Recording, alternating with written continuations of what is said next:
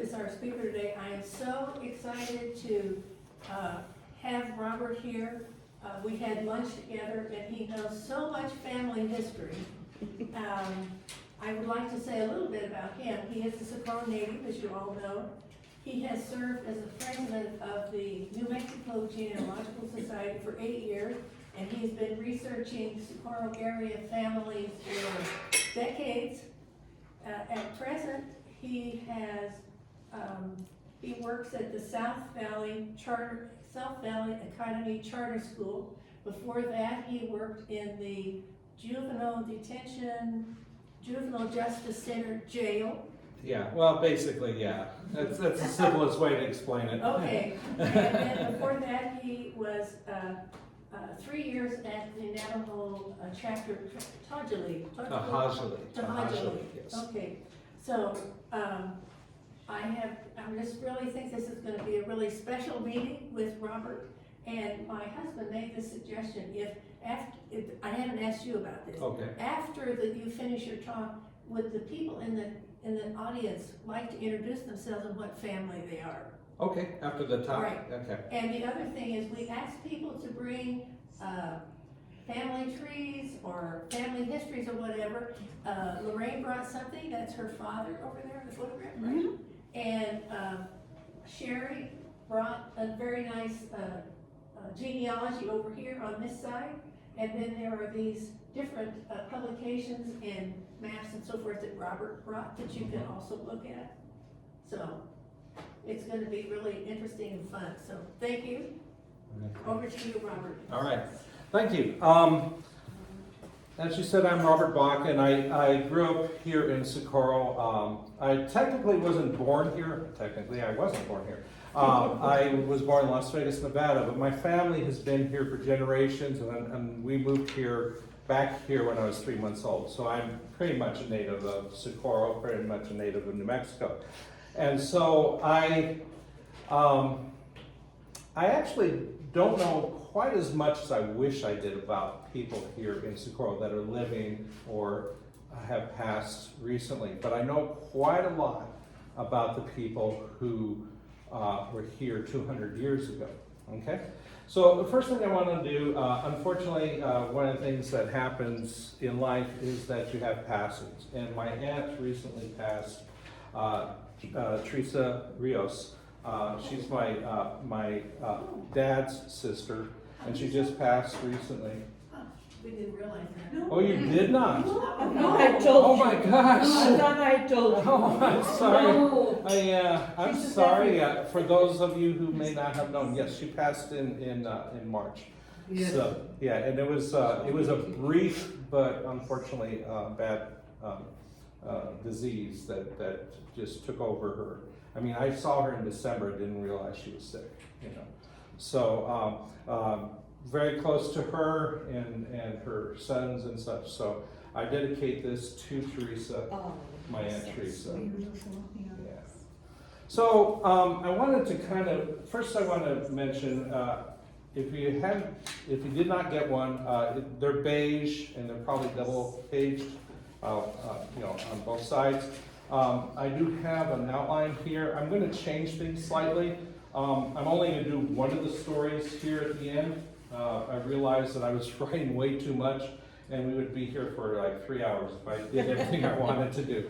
I have a lot of stories, a lot of things I can talk about, but I'm not going to try to do that. But I wanted to start off with telling you why I am interested in the Socorro land grant. Okay, so I have been researching genealogy for 25 years. I started back in '99 at the behest of my sister Janice Schwarzenberg. Janice was a teacher here in Socorro.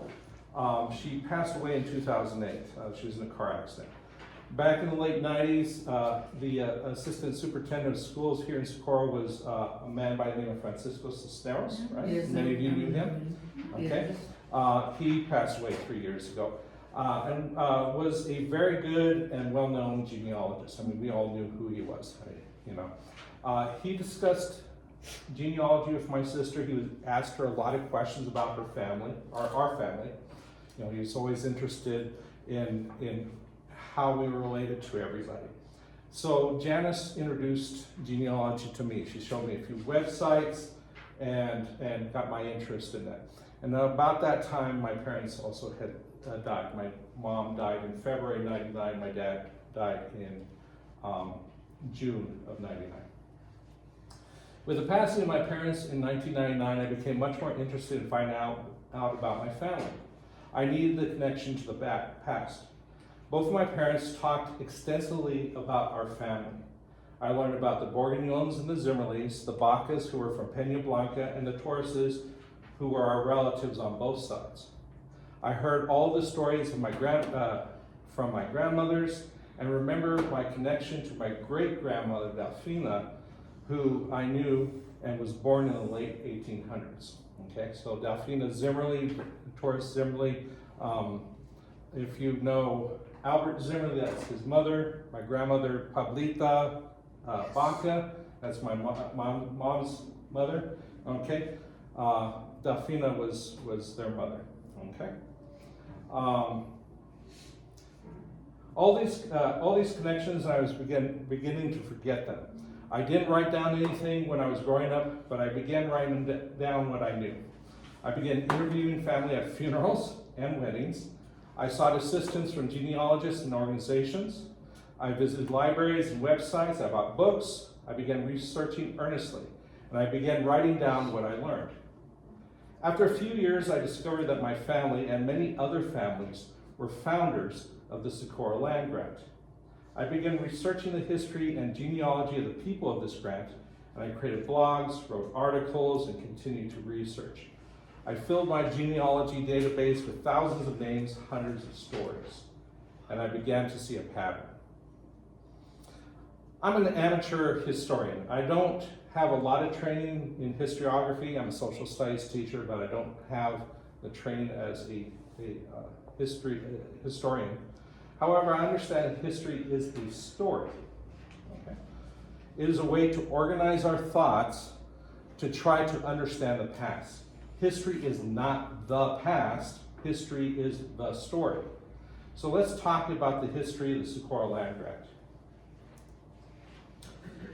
In order to put a story in context, we need to understand the history of New Mexico. Historians and anthropologists, as well as the people themselves, know that Native Americans lived in this area that we now call New Mexico for many thousands of years prior to European arriving here. Many Indian pueblos dotted the landscape of the desert Southwest. Some of them continue to exist today, such as Sandia, Isleta, Laguna, etc. Others have disappeared over time. One group of pueblos that disappeared were the Puro Indians in what is now Socorro and the surrounding area. A few archaeological sites along the southern part of the Rio Grande, known as the Rio Bajo, so the southern part is known as Rio Bajo, date back to the archaic era, which is around 550 BC to 4,800 BC. I'm not saying necessarily that they were living there that long ago, but that's when the archaic era was. It seems the settlement in New Mexico began much further north and then began coming down south to the Socorro area. Throughout prehistory, Native Americans left artifacts such as stone tools, arrowheads, pottery, etc., all along the areas surrounding Socorro. Structures can be identified from the crumbling ruins of walls that scientists have excavated and thoroughly recorded. Maize or corn coming up from Mexico would have been a staple among the people, supplemented by hunting and growing and gathering of other crops. The ancestral Puro phase, identified by archaeologists, spanned from AD 1300 to the Spanish contact in 1540. Ceramics help identify the age of these villages, as they often do. At first, there were a few small villages consisting of a plaza and maybe 100 ground floor rooms. As it got closer to the present, fewer but larger villages emerged, with multiple plazas existing and 200 to 600 ground floor rooms were identified. Populations increased 7 times during the 14th and 15th centuries, and fortifications were created to repel invaders. According to the book Rio Bajo, Prehistory and History of the Rio Grande Province, which is a quote, colonial settlements like the ones of the ancestral period exhibit a variety of construction styles. Puddled, coarse adobe construction was still prevalent in the southern lowlands. Cobble masonry was utilized in all bench-top locations, and masonry block construction was employed in locations adjacent to the San Acacia Buttes and settlements in the Western Sierra. All right. Spaniards began exploring New Mexico by the 1540s, with Francisco Vázquez de Coronado being the most prominent. Explorers used what would later be known as El Camino Real in order to traverse the territory, often walking through the area now known as Socorro. In 1598, after bringing colonists up through the 90-mile stretch of parched desert known as the Jornada de Muerto, Juan de Oñate was given corn by the Pero people who lived in the village of Tepana, which Oñate renamed Socorro, or help. Okay. Later, the name would be Socorro be applied to a different nearby village known as Palabo. They don't really know where it is, but it's thought that Tepana was on that side of the Rio Grande and Palabo was on this side. So it's not really that distant. It's pretty much incorporated to what's Socorro right now. Okay. Spanish settlement along the Rio Bajo was sparse prior to the 18th century. Much of the settlement was farther north, with Santa Fe becoming New Mexico's capital by 1610. Many families came into New Mexico in the 17th century through Nueva España, or what was later known as Mexico. So Mexico doesn't start until 1821. Mexico was the city of New Mexico. And if anyone ever asks which is older, the country of Mexico or the state of, or the territory known as New Mexico, it's actually the territory of New Mexico. Because we were named after the city, there was no such thing as a country of Mexico. Okay? It is Nueva España, New Spain, right?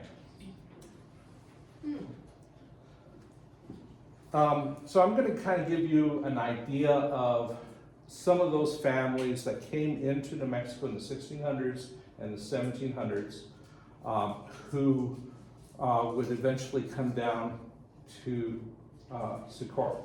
Okay? Cristobal Baca, or Vaca, meaning cow, right, was one of the captains who came to reinforce the Oñate colony in 1600. He was the son of Juan de Vaca, born in Mexico City, of good stature, dark-complected, well-featured, and 33 years of age. He brought his wife, 3 grown daughters, and a small son. His wife was Doña Ana Ortiz, daughter of Francisco Pacheco, also born in Mexico City. This Baca family, that was a quote from Origins of New Mexico Families by Fray Angelico Chavez. These descriptions are from his book. This Baca family were ancestors of many, but not all the Baca families of Socorro, but more about that later.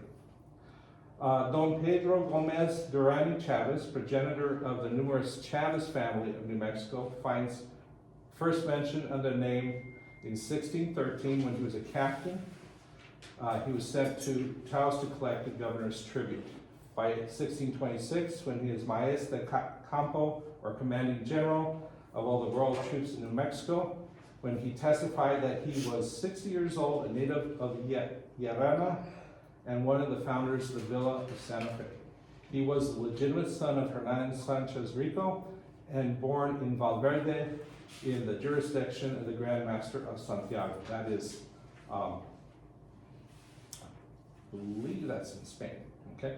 Chavez is an ancestor of a great many New Mexicans. So even if you don't have the name Chavez, you're probably descended from him if you have ancestry going back at least a few hundred years here in New Mexico. Same thing with the Bacas. If you have, even if you don't have anyone in your immediate ancestry who are Bacas, you're probably descended from those. The Grego families of Socorro may be descendants of the following, but there's not a definite link found to them. So Juan Griego answered to the Oñate muster roll at Casco in 1597, declaring that he was accompanied by his wife, and he was a native of the city of Candia in Greece. Griego being Greek, okay? He was the Greek, the son of Lazaro Griego. It is also mentioned that his birthplace was Negroponte. His wife was Pascual Bernal, who was from New Mexico. And then we have Bartolome de Montoya, came with his entire family in 1600. He was a native of Catalina near Seville, the son of Francisco Montoya, and briefly described as being short of stature, black beard, and 28 years old. His wife was Maria de Zamora, born in Mexico City at San Sebastian, the daughter of Pedro de Zamora, who was a resident of the city and former alcalde mayor of Oaxaca. Okay, alcalde mayor is basically the mayor. Feliciano Montoya and other Socorro colonists are descendants of this family. Get some water here. And if you have any questions, go ahead and write them down, and you can ask me at the end. Okay.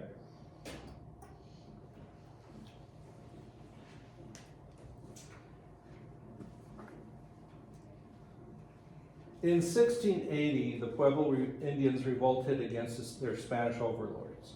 This coordinated effort led to the death of many Spanish colonists and the expulsion of Spain from the Kingdom of New Mexico. Survivors lived for 12 years in what is now areas surrounding El Paso, Texas, and Juarez, Mexico. Many families fled back to Nueva España.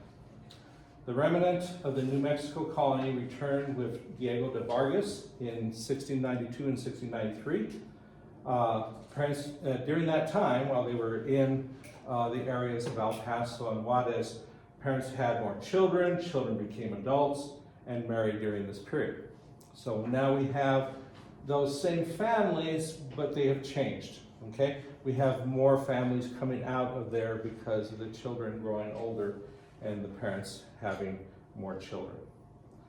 Other families were recruited in Nueva España and helped with the recolonization of New Mexico by the Spanish crown.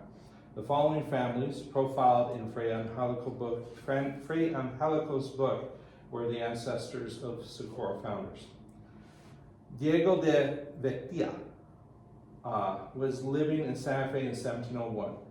When his daughter Manuela Rosilla married Juan Antonio Lujan in 1727, the alferez, or the mayor, Diego de Abeta, was already dead. His widow's name was Catalina Leal, and so that was when that happened. But he probably came with his wife, with the colonists in Zacatecas in 1695. Diego de Abeta, that's the name, it's the Abetas, was the ancestor of the Socorro Abeta families. Again, another big family that you'll see in various other families. Here's a really important one for New Mexico, for Socorro history. Jose Garcia Jurado was a native of Mexico City and son of Fernando, and 40 years old when he joined the 1693 colonists with his family. He was tall, with a broad forehead and nose and deep-set eyes. His wife, Josefa de Herrera, was 30 and a daughter of Agustin Mazin, born in Oricana. Of medium height, she had big brown eyes, a low forehead, and heavy eyebrows. You'll see a lot, and if you look at the sheet I gave you, you'll see a lot of Garcia Jurado families. Also look at the Baca families, because they're descended from the Garcia Jurado families too. Antonio de Silva, son of Salvador, was 33-year-old native of Quetario when he joined the colonists in 1693. He had a round, dark face, large eyes, and sharp nose. His wife, Gregoria Rios, was a daughter of Juan and born in Mexico City. Was 22 with a broad and pockmarked face, probably from pox, from smallpox, right? That's a lot of times when you hear descriptions of the pockmarked face, it's usually smallpox. Antonio was a blacksmith by trade. He first settled in Santa Cruz, which is northern New Mexico, and received a grant of land, and also bought additional property between Santa Cruz and Chimayo. But at the turn of the century, he moved down to Bernalillo and thence to Albuquerque, where he died on May 25th, 1732. His widow followed on December 8th, 1736. There are many other stories of soldiers and colonists arriving in the Mexico Kingdom throughout the first 2 centuries of Spanish domination of New Mexico. Historians and genealogists have told these stories in many books and articles that can be accessed from libraries, bookstores, and the internet. Okay, so this is the story of the Socorro land grant, so maybe we should start talking about the Socorro land grant.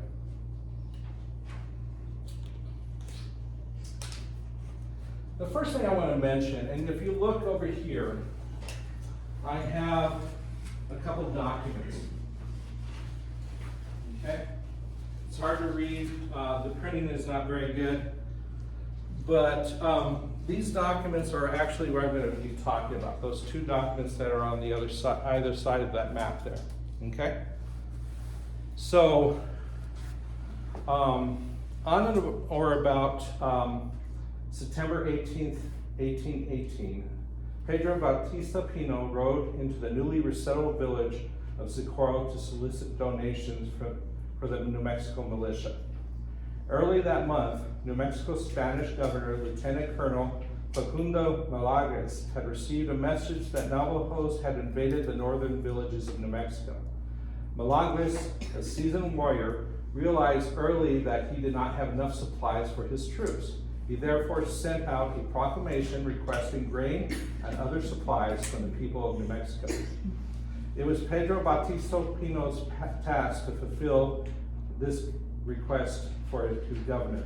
As Pino collected the donations, he wrote down the names of those who made contributions.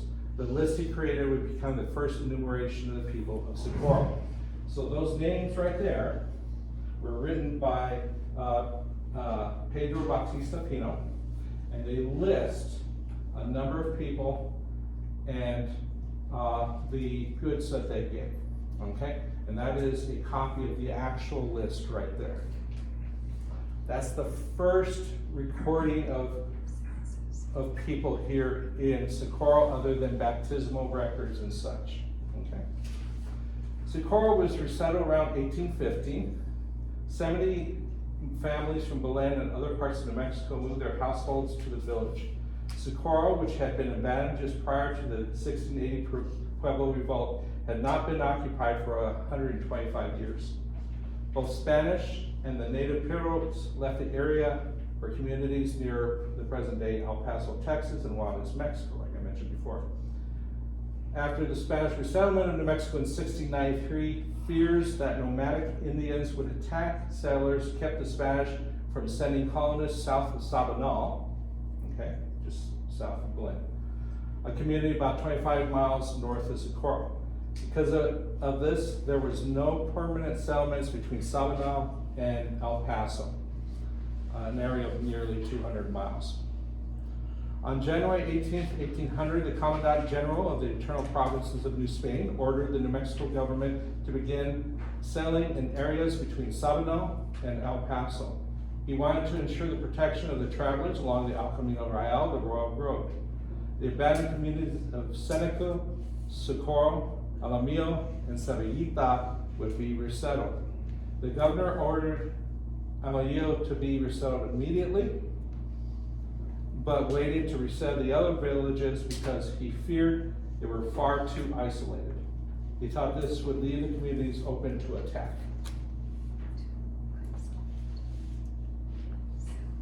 Socorro was resettled mostly by families from Belen and Tomé. Does anyone know where Tomé is? Yes. Okay, it's north of Belen, okay? Tomé Hill, you may have heard that, that's in Tomé, okay? The earliest baptism of a child in Socorro was recorded in the Belen church registers on August 17, 1816, when a 5-year-old Maria Claire Ortiz, the daughter of Jose Vicente Ortiz and Barbara Padilla, was baptized. 91 baptismal records were recorded in the Belen Church for Socorro families between August 16 and December 1821. The San Miguel de Socorro mission itself would not be recording baptisms for the community until July 1821. It is believed that San Miguel was built upon the ruins of the Nuestra Senora del Socorro Church. And if you go there to the San Miguel Church, you'll see like a area there that they have like a glass over, and that's supposedly the original adobe from that old church. Okay, that church was built in the 1600s, but had been destroyed and abandoned for very long. Okay.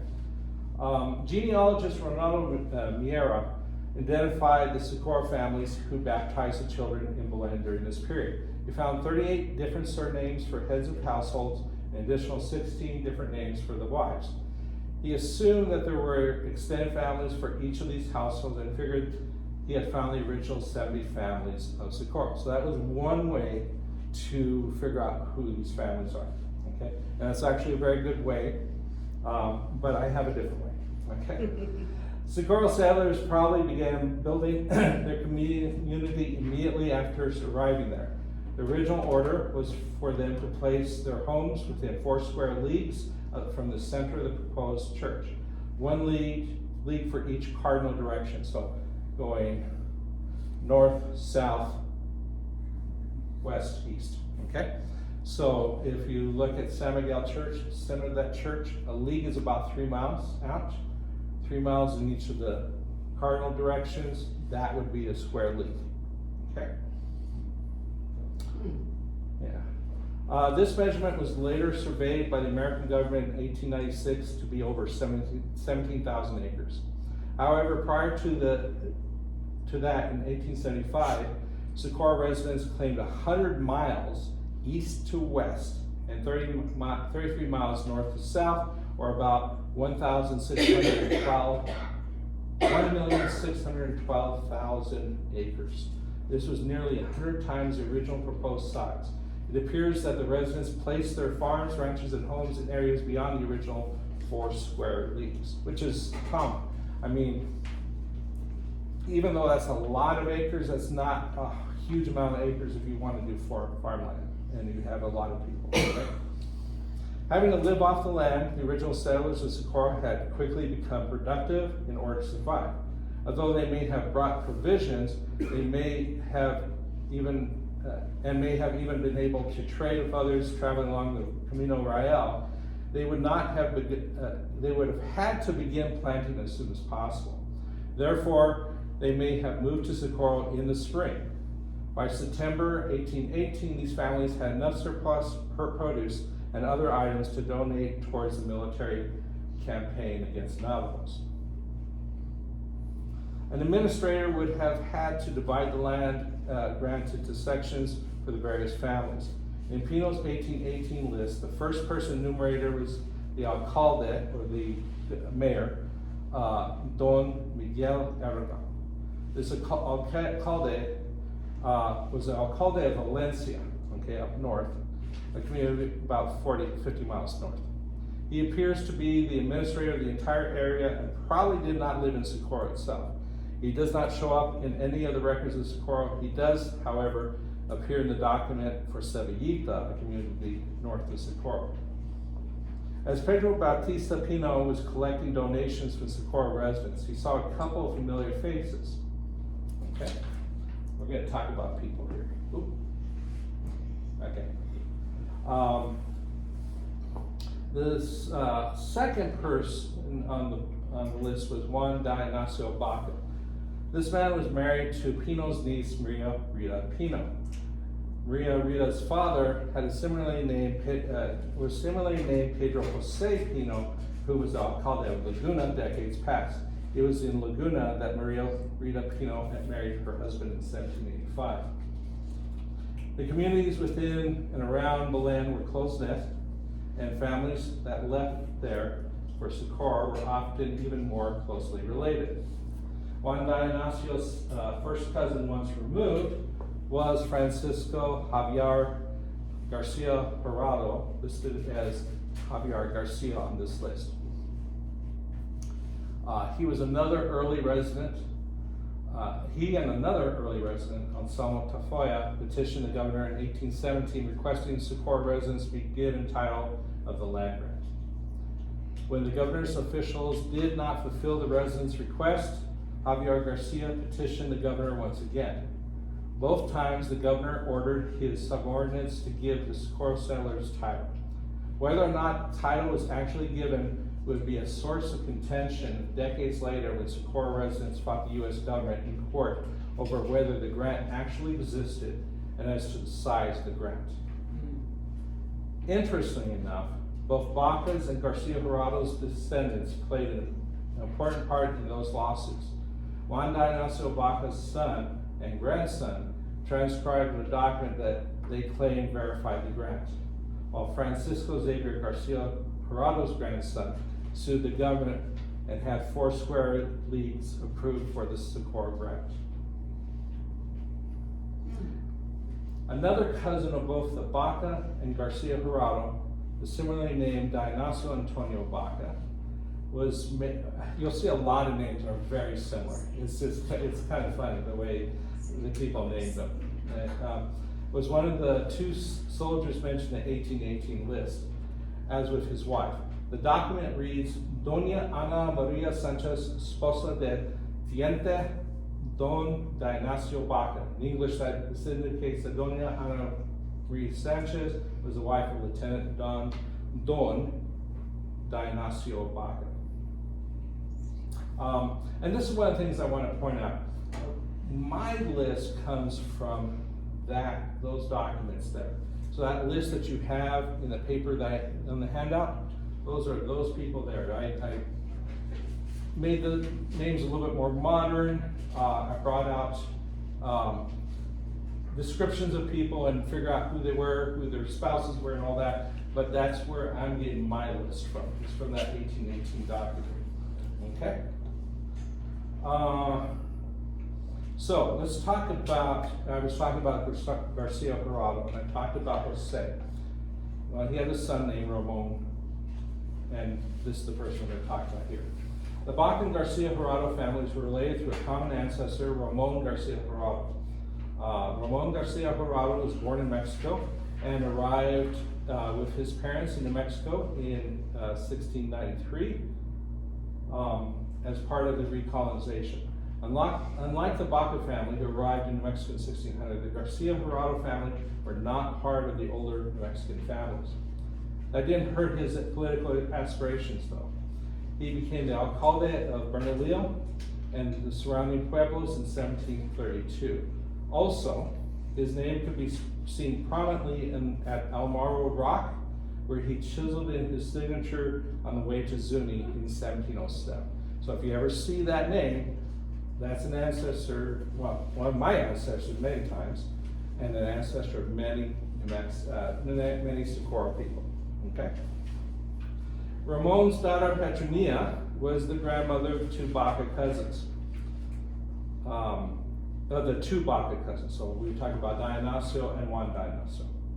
She married Juan Antonio Baca of Bernalillo. When he died, she tried to sue his family to get property for her children, which include Dionycio Antonio Baca's father, Juan Francisco Baca.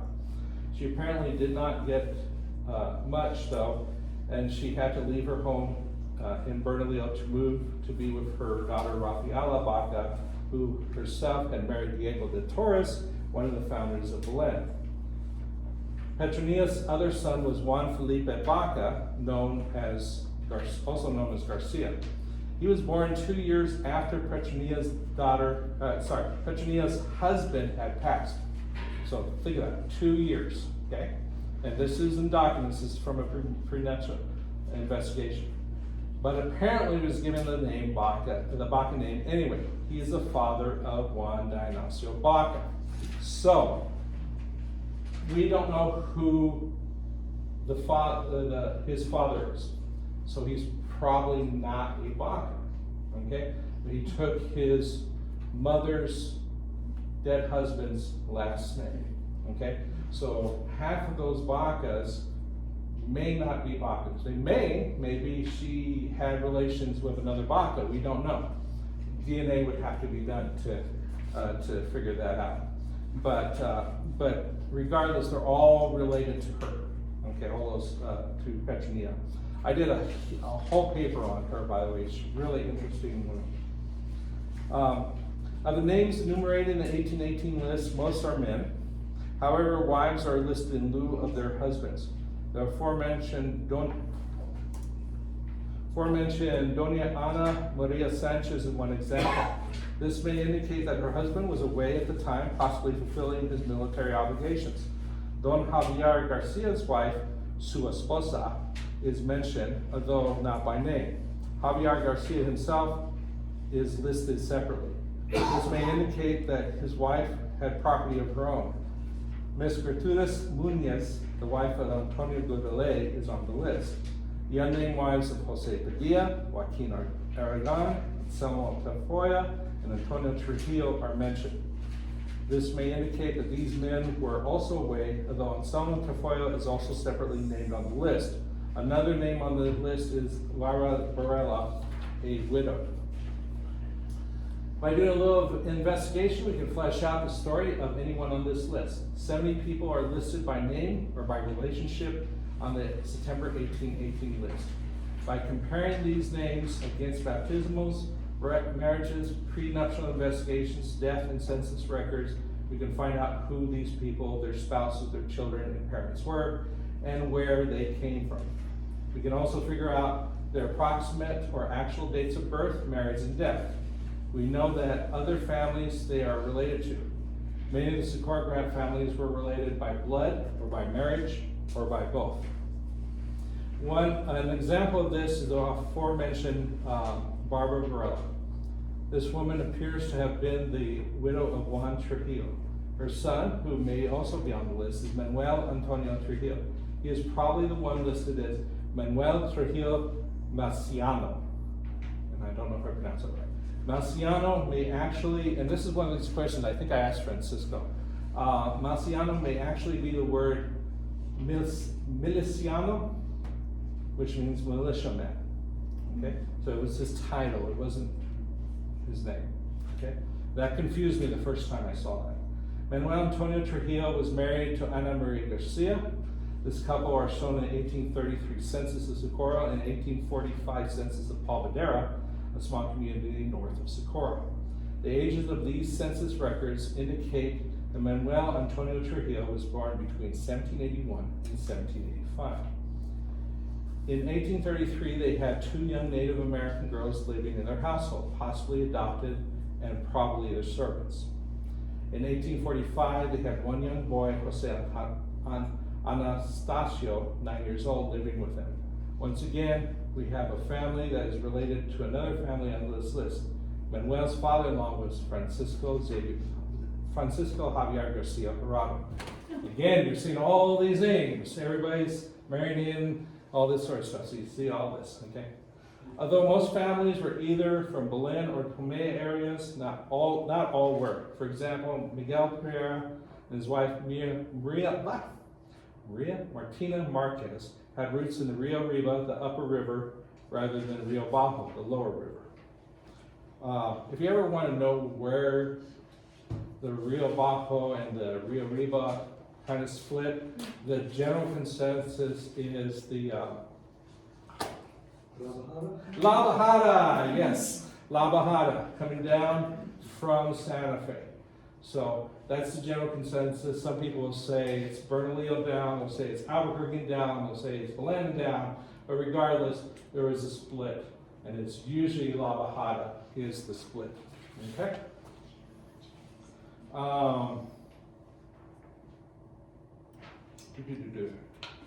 Okay, their children were born in Ojo Caliente and the Bernalillo Sandia Pueblo areas. Although some grandchildren were born in the Socorro area, the lack of information from census and other records seem to indicate the family left the area before 1833.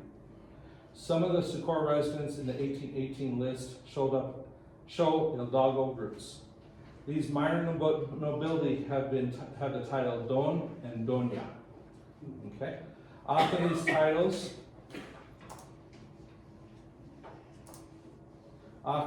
titles were passed along generation after generation from original colonists in New Mexico.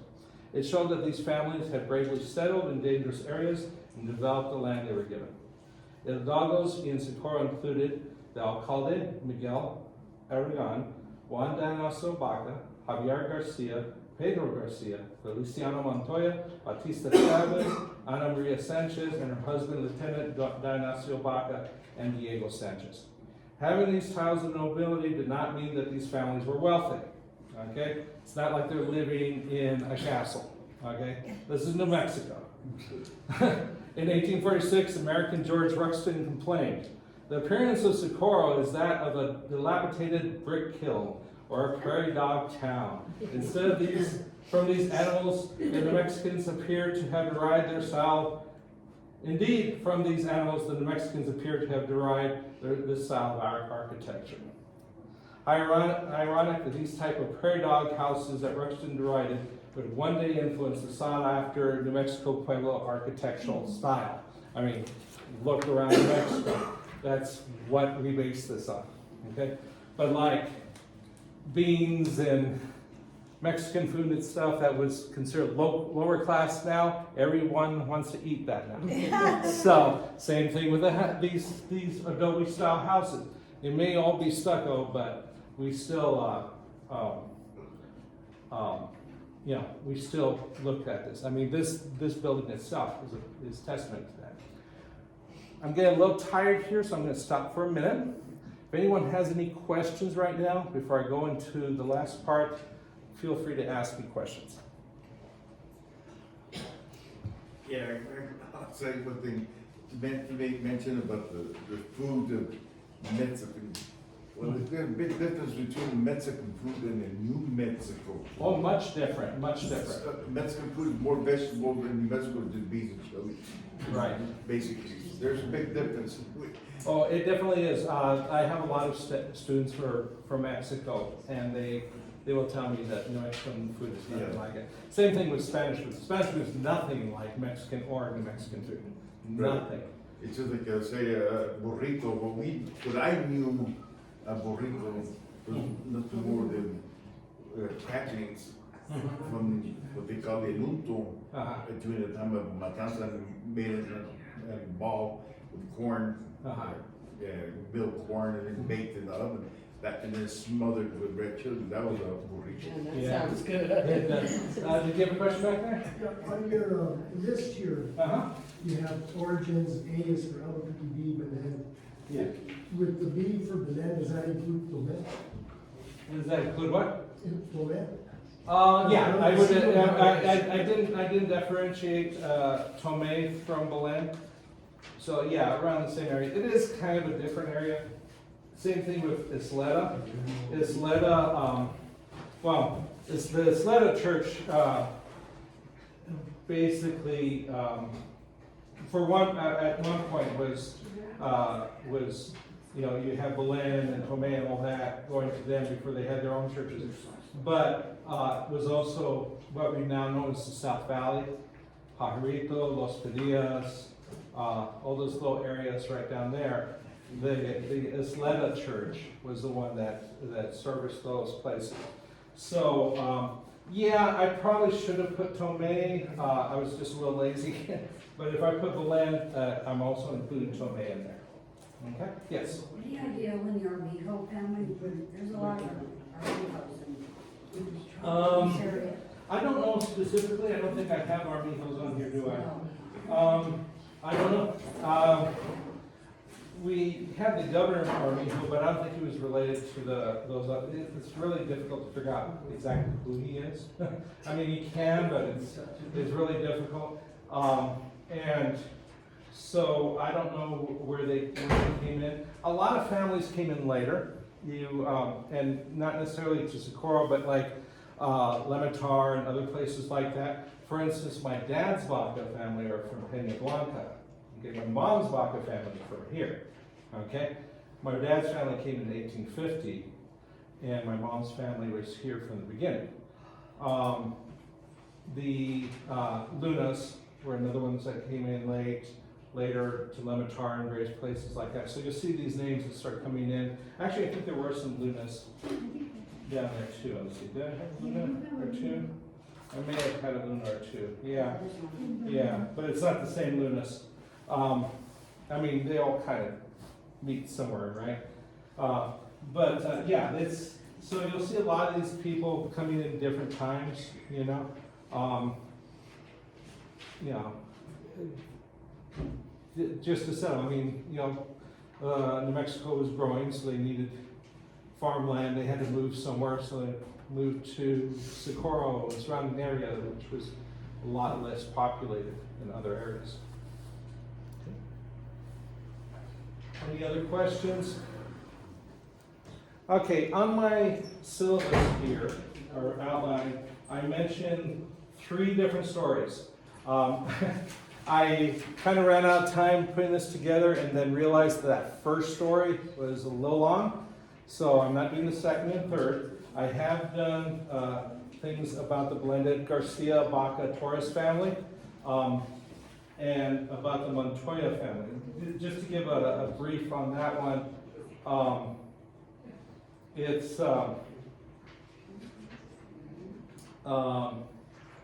Garcia, Baca, Torres. If you go to the church, you'll see 2 plaques inside the church. One is to Pedro Antonio Baca, and the other one is to, I'm trying to think of her name. Okay. But basically his wife. Okay, that's the Torres. She's the Torres who married Garcia first, who's my ancestor, and then Baca next. And they were very influential families. Montoya family, as you'll find out here with the information about the actual grant, you'll find out that the Montoya family was also very important. Give me a second here because I just kind of threw things without realizing.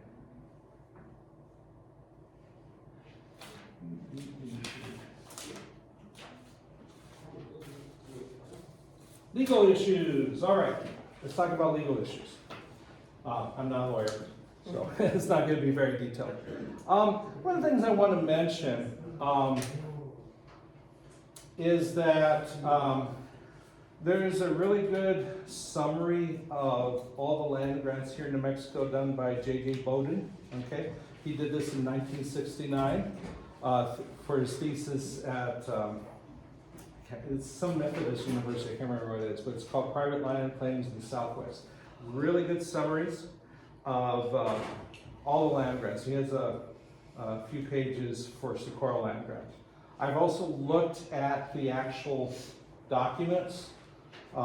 And it's really interesting. There are a lot of them are typed out, and are interviews of various people from Socorro. So if you're ever interested, you may want to look at those, and they're in English. Most of the documents are English. The typewritten ones definitely are. And you can read. Maybe you'll find an ancestor or two who actually testified during that. It's really, really interesting.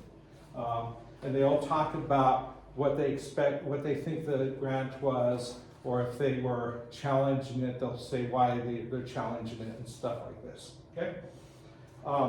The important thing on this is that the Socorro land grant was challenged extensively. Okay. Many Americans came to Socorro after the Civil War. Before the Civil War, and bought land, married into the families, or just had businesses, or for that matter, they had mining claims. There's a lot of mining claims. I mean, we had newspapers that were specifically about mining claims, okay? There was a lot. Did you have a question? Go ahead. Yes, back to the Valento Med. How many families came in from that area to Socorro, you said? Around 70. Because if you look around in Socorro, Uh-huh. there's Vacas, Chavez, Sanchez. They're all related to each other. You know, then you go to Rio Oliva. Yeah. I I mean, they got totally different last names up there. Right. Cabeza de Vaca, Castillo de Vaca. Right. Why is there so, discrepancy of the names, you know, from this lower part and the upper part? Well, as far as the set of the Bacas, Cabeza de Bacas, they're just Bacas. They're just Luis Maria Cabeza Baca changed his name. But the discrepancy is that certain families just started moving, and you can kind of look at where they're coming from. I say they're coming from Belen, but if you go further, they're coming from, like for instance, the Chavezes had the Trisco land grant, okay? Josefa Baca, who is another one whose Baca's families came down here. She was in Pajarito. You'll see families that were founders of Albuquerque, Bernalillo, etc. Some of them are dripping down to here after generation. It just, I couldn't tell you exactly Yeah, why. I just noticed that, I mean, Yeah. I went to school in Las Vegas and Highlands, and Mhm. people from up the little small communities, they have way different last Mhm. names than we do here. Yeah. Why is there so much? Well, one of the things is, again, there were about 70 families, but they're all related. Okay, so when I say families, I'm talking about a nuclear unit, father, mother, children. I'm not necessarily talking about grandparents and all that. Grandparents and the children's children, you know, there's some of these people, it's like you have their son-in-laws coming in and all this. One of the ones I'm going to talk about is Augustine Torres, okay? But if you look at Belen itself, it's a very similar group of people. Torreses, Trujillos, Bacas, Garcias, very similar groups of people. It's not much different.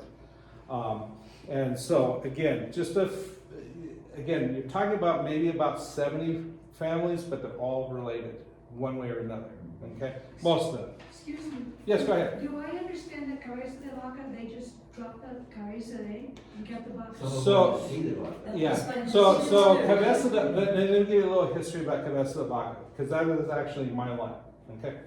So, back in the 1700s, a man by the name of Luis Maria Baca decided to change his name to Luis Maria Cabeza de Baca. He's a Baca, okay? He's from the Baca line. In fact, I have a document over here where they did my DNA compared to Bacas, and you're talking about father's line, fathers. Why DNA? I match the Bacas, even though I descend from Luis Maria Cabeza Baca, and all the Cabeza de Baca men who tested also matched the Bacas.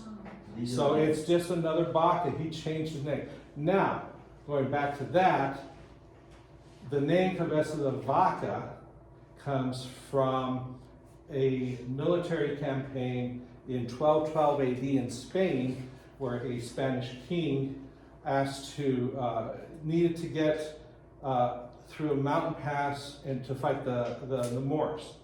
And so when he went through that pass, he didn't know that area. This rancher said, okay, this is what it is. He put cow skulls along the way, and when he came back, he dubbed him Cabeza de Vaca. Whether Bacas are descended from that family or not is unknown. We don't have enough information, but it's assumed that they are. Okay? But it is a nobility. But yes, when the Bacas came here, they were Bacas or Vaca cow. Excuse me, but the names I was thinking about was Mascareñas. Yeah. Arianes, Ariano, and I can go on and on. They're not common here, but you Yeah. go up north, they're like. Yeah, and yeah, that's true. And realize that really the hub of everything was northern New Mexico. It wasn't southern. Okay, southern is where you went through to get to northern New Mexico. Okay, we were kind of boonies. That's why Socorro wasn't occupied until 1815. Okay, because we're kind of boonies. We still are. Let me ask a question, why? In New Mexico, Why was that we're still again?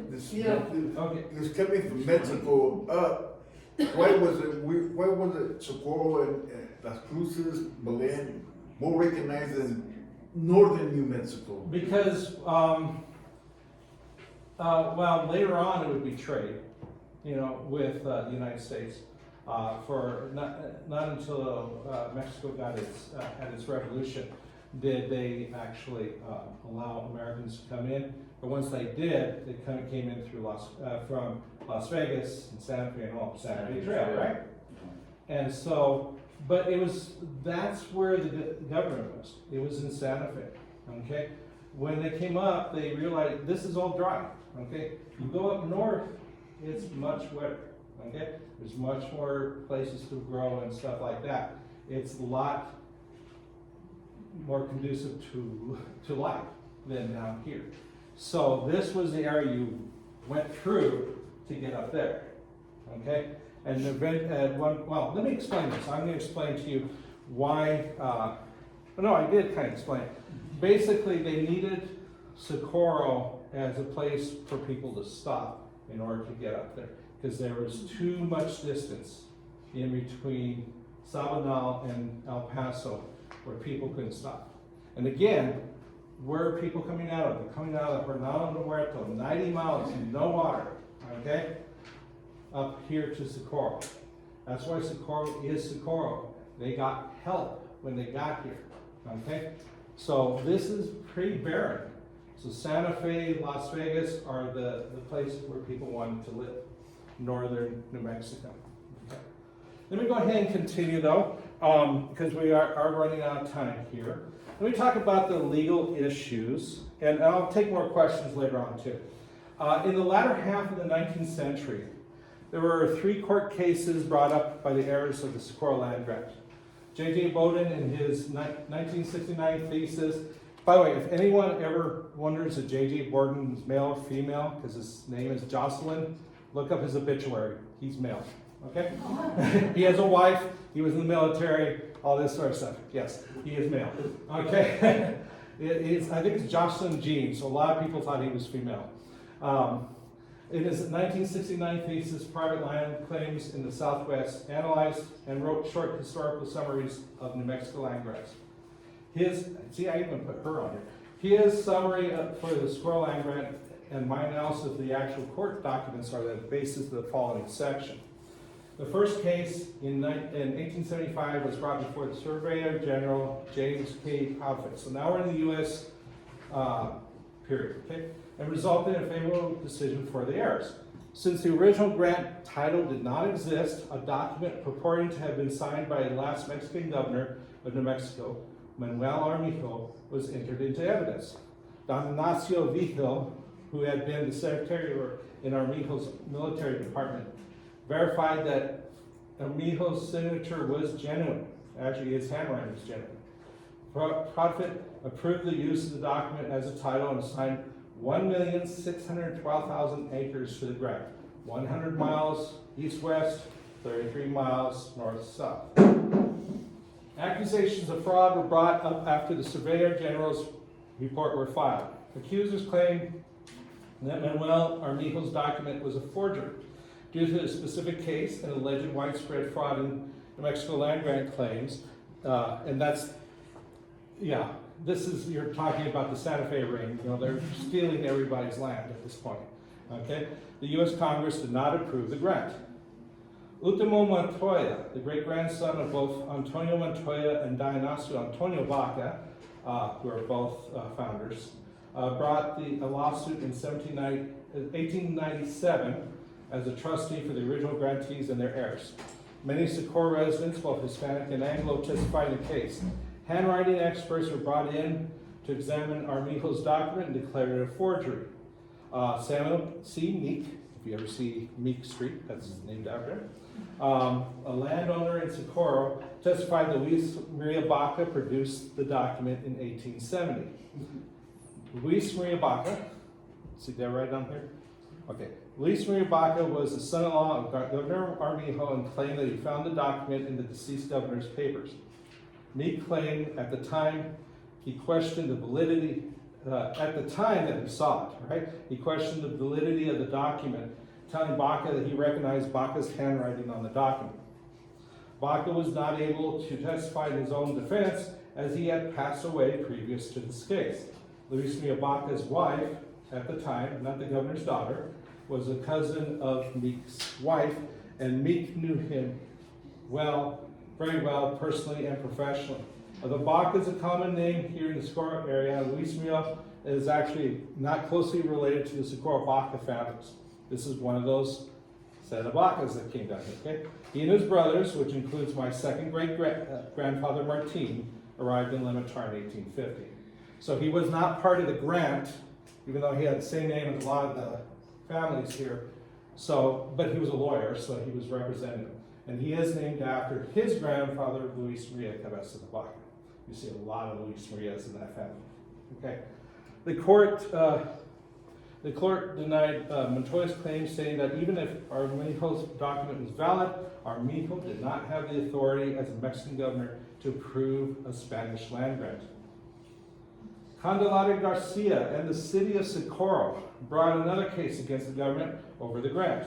Using the 19th century Spanish documents, the ones that were not in dispute, Garcia claimed the grant consisted of 4 square leagues, 3 miles each, in the 4 cardinal directions, as centered in the San Miguel Church. This was approved, and the city of Socorro received the grant with Garcia as trustee. You can find this in law even today. It says, Candelaria Garcia, trustee for the city of Socorro. Even though he's long dead, he's still in law. You'll find it in New Mexico state law. Look it up, you can find it. Okay, so basically the grant was approved.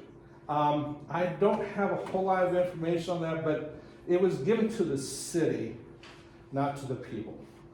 A lot of that was parsed out later and such, and became what's now the city of Socorro. Okay. I believe at the time Candelaria Garcia was the mayor, which is why he brought the lawsuit for the city of Socorro. Okay? So what, Yeah, go ahead. what happened to that 100 miles or so? It was denied. It was Yeah, denied. but did that get grabbed up for ranches or? Well, yeah, I mean, people, Take it over yeah, for people settlers? took it over. There are other land grants that claim that area too, you know? That's the problem. You look at these documents and it's hard to tell where the grants actually exist. But regardless, you know, a lot of people, the government said it doesn't matter. Even if Governor Armijo did sign this, he did not have authority. He was the Mexican governor. This is a Spanish land grant. Yes. So, is Samuel Meek part of the California column guys that came into Fort Craig? Yes. Okay, I was Yes. just wondering.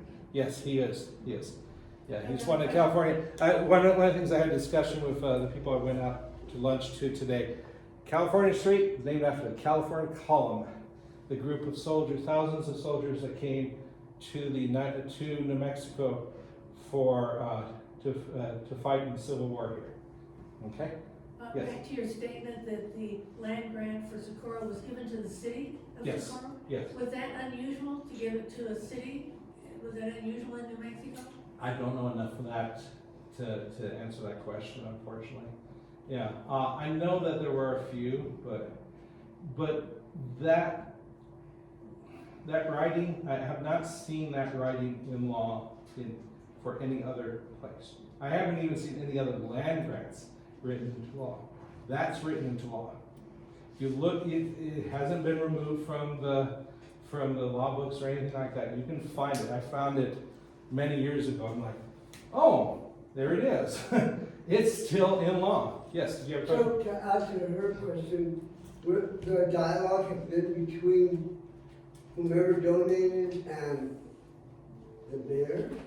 Or was there a mayor at the time? So I believe Candelaria was the mayor at the time, if I remember. It's been a while since I researched this, and I was kind of going off my memory, and I believe he was the mayor. Who would do it after that? Like she said, if it's given to the city. Yeah.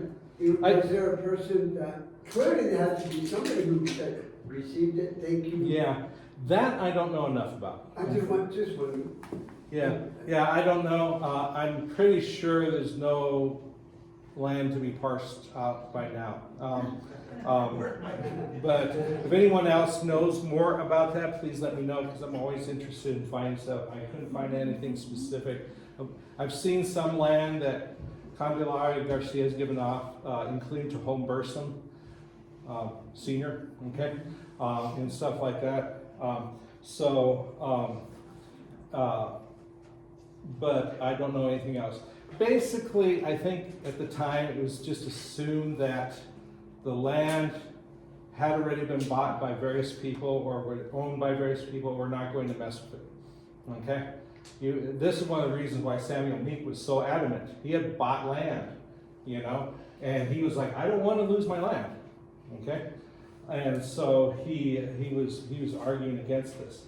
Whether he lied about Luis Maria Baca or not, I'd love to see the document and compare it. I don't know where the document is. I've never seen it. But that would be a great thing to do. Get that document, compare it to Manuel Marinho, compare it to Luis Baca, see whose signature's on there.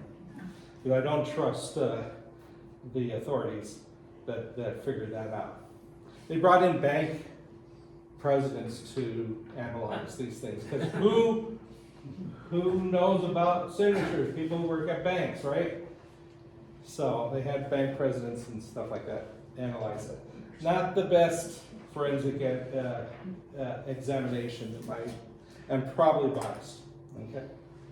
But then again, Dionisio Vigil saying, "Oh yeah, that's our Vigil's signature." He's also biased. He wants to protect the land rights. So who's right? Who's wrong? We don't know. Okay. I look at it from a historian's point of view. It could be either way. I would hope that it was true, that document existed, but I can't say one way or the other. Okay, let's finish off with the last part. And again, thank goodness I didn't try to do 3 families because this would take forever. And this is a little complicated. Okay, so we're going to talk about Tauruses. We're going to talk about Zimmerlings. We're going to talk about Stackpoles. And various other families. Okay? But we're going to start off with the Tauruses. So, descendants of Agustin Taurus and Maria Filipa Baca. There are a couple of Taurus families that arrived in Socorro in history. I'm descended from both Taurus families. One only goes to like Joaquin Taurus, who is only in the 1700s. We don't know how, but he's in Belen, so we assume he's related to the Tauruses there, but we don't know.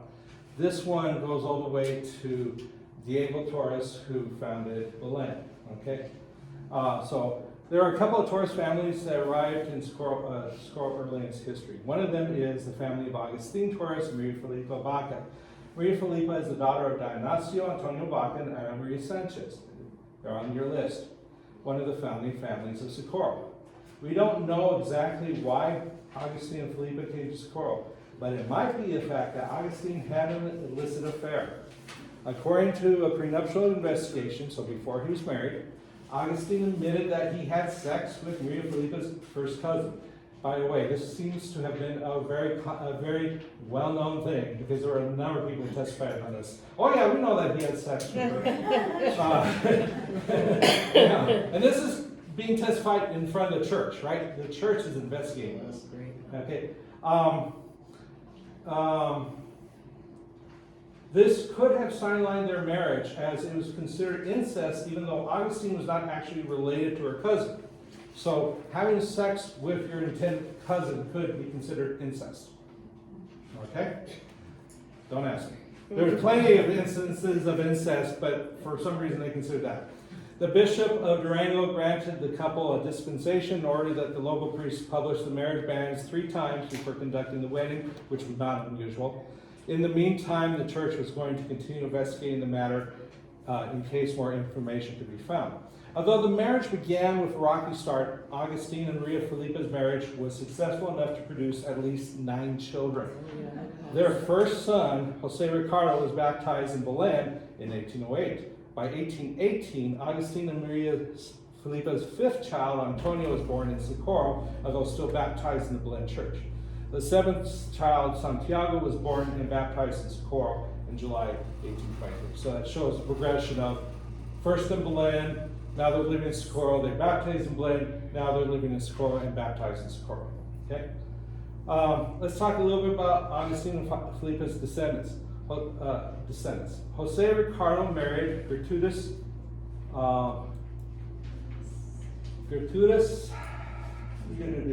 Padilla on April 4th, 1831 in the San Miguel Church. They had at least 6 children. Their son, Jose Torres, appears the same person as Jose/E. Padilla, who sold Padilla property to Samuel Meek when he staunchly defended, staunchly defended Ultima Montoya's 1897 lawsuit. Jose married Maria Dolores Gallegos on October 3rd, 1957, so this is their child. This is called Church. This couple had at least 11 children. One of them, Lisa Torres, married a Civil War soldier, Richard Stackpole, on July 26, 1877 in Monticello, New Mexico. That's down towards Tier C. Their daughter, Loisa Stackpole, would marry Ricardo Zimmerli. Okay. Listen to all these Zimmerlis, because there's going to be a bunch of them. Married Ricardo Zimmerli on February 26, 1900 in Socorro. The Zimmerli family will play an important part in the story of the Torres family. You guys know Chuck Zimmerli? Yes. That's his grandfather. Oh, okay. Okay? Interesting. All right. Jose Maria Dolores' son, Arminio, married Gertrudis Zimmerli. Here we go. On November 1st, 1889 in Socorro. She was the sister of the aforementioned Ricardo Zimmerli. One of Jose Torres and Padilla's sisters was Maria Pabla Torres.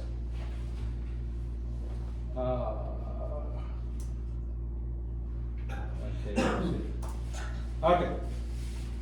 Was Maria Pabla Torres. On September 29, 1866, this daughter of Jose Ricardo Torres and Gertrudis Padilla married Samuel Zimmerli, a Swiss-born Civil War soldier. Maria Pabla Zimmerli and Samuel Zimmerli were the parents of the previously mentioned Ricardo Zimmerli and Gertrudis Zimmerli, as well as 4 other children. Speaking about Samuel's and Pabla's children, Jose Ricardo Torres and Maria Gertrudis Padilla's son, Simon Agapito Torres, married Maria Monica Beta, daughter of Diego Antonio Beta and Ana Jacinta Montoya, again, another founding family.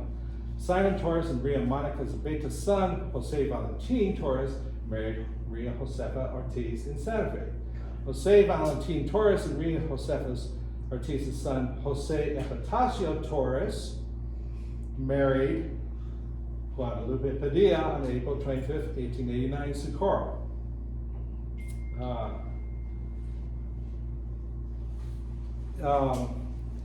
Jose Epitacio was mayor of Socorro at one point, okay, and held a whole bunch of positions, okay.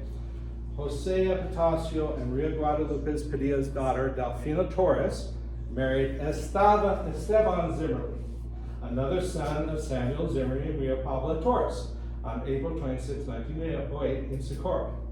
So yes, they were cousins, okay?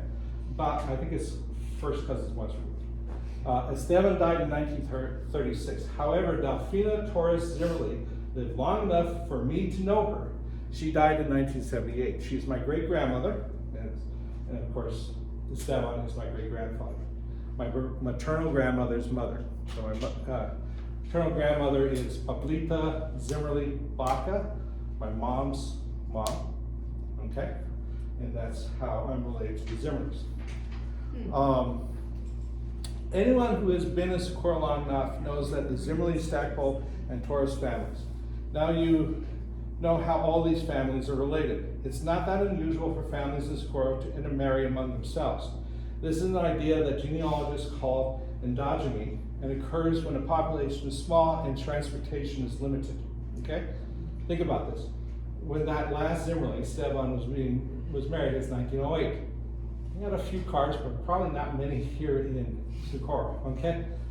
Transportation, trains, carts, things like that, okay? Instead of traveling great distance to marry off a daughter, parents would often look around to their own family trees to find suitable mates. Again, this is not something that was unusual, especially among small communities, okay? So, again, that Torres family is very important.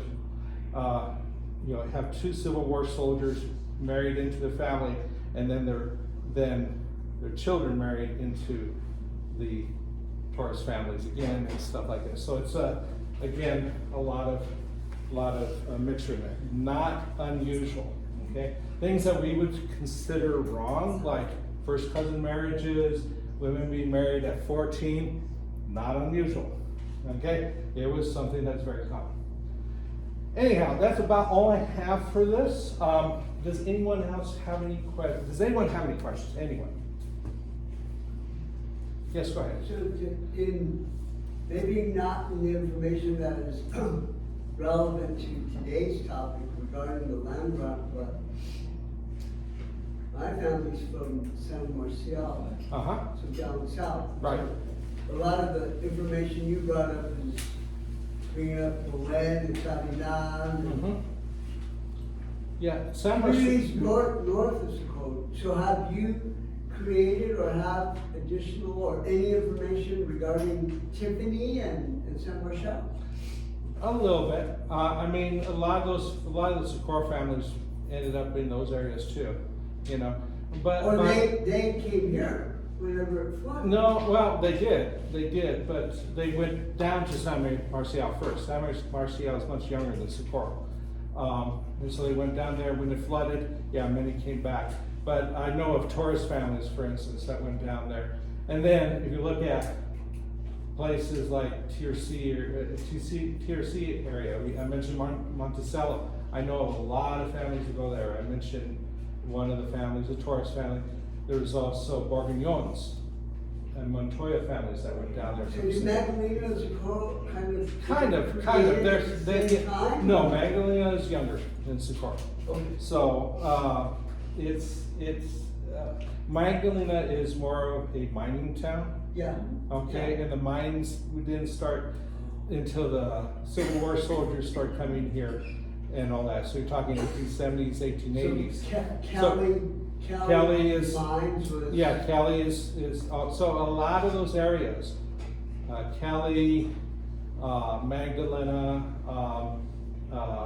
Carthage, not Carthage, Carthage, and various other places are mining. Yeah, The California column guys, they came from, a lot of them came from Nevada City, California, which is in the mountains, just, I guess that would be southwest of Lake Tahoe. okay, Because my great-great-grandfather came from, they enlisted and they went to San Francisco area, Oakland, and marched from Oakland all the way to Fort Craig. interesting. But they were, I'm sure they were mining in that area of California.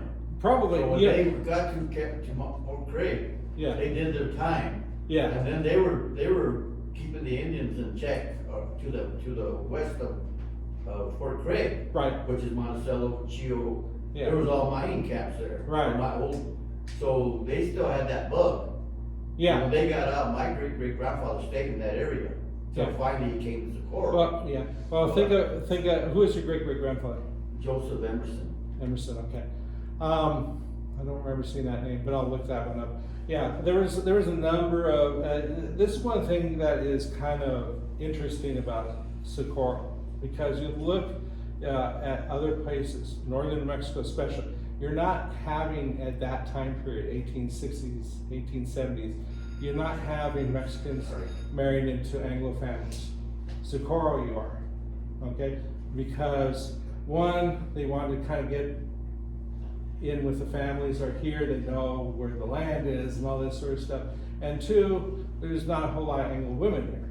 So they married the Hispanic families. So you see a lot more of that during the late 1800s, more than a lot of places in this country, you know, where you have this mixture, all right? So you see a lot of Socorro families who have Civil War soldiers or other Anglos within their it's usually Civil War soldiers. Just because, again, and usually Union, occasionally Confederate, you know, but it's usually Union here in Socorro.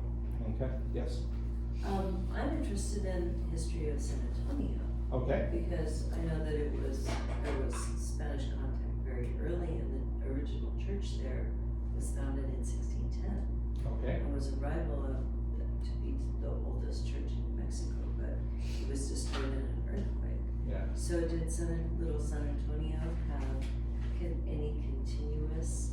No, they wouldn't have, and I don't know enough about San Antonio to, yeah, basically, when you're talking about south of Sabinal down to El Paso, you don't have any continuous. You have a few outposts, okay, garages, where people stop to get water and food and stuff like that, but you may have a ranch or two, but a lot of those places, like Luis Lopez, we still don't know who Luis Lopez Who is. was Luis Lopez? Yeah, no one knows who Luis Lopez is, but he was pre-Pueblo. Was it? That name was there. There was water there, that's why one of the. Yeah, could it have been a Baca?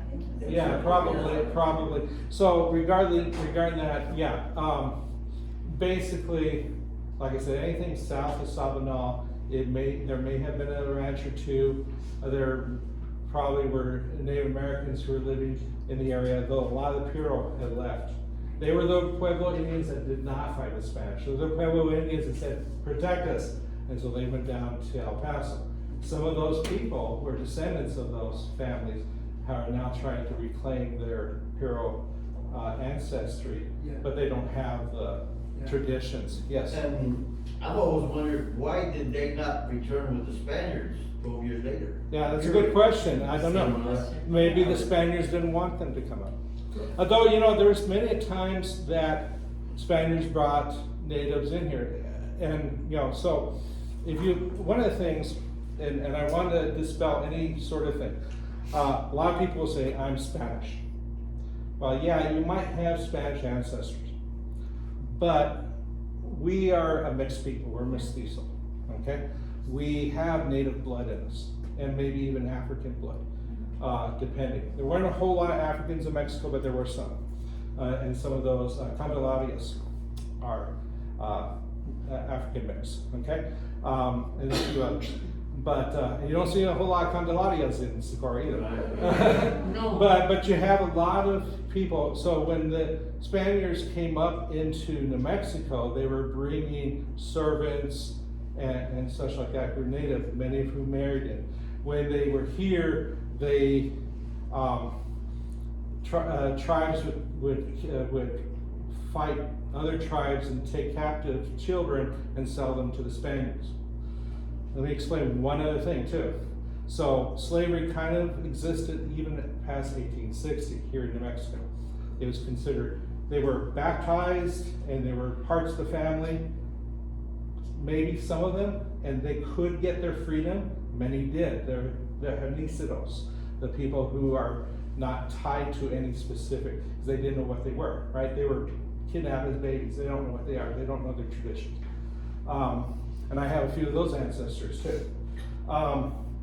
But back in the 1700s, I'm thinking up in Taos, the Spanish government had already banned slavery of native peoples. The Catholic Church, they're having some sort of trading fair or something. I think it's Comanches come in with a bunch of children. And they say, we'll sell these children to you. The priest says, no, you cannot do that. Comanches turn around, get out their knives, kill all the children. So the church said, in order that these children don't die, you baptize them and take them into your family. So they're still considered servants a lot of times. No, legally they're not considered servants, they're considered part of the family. And depending on the family, some of them did treat them as their own children. Some of them treat them as servants.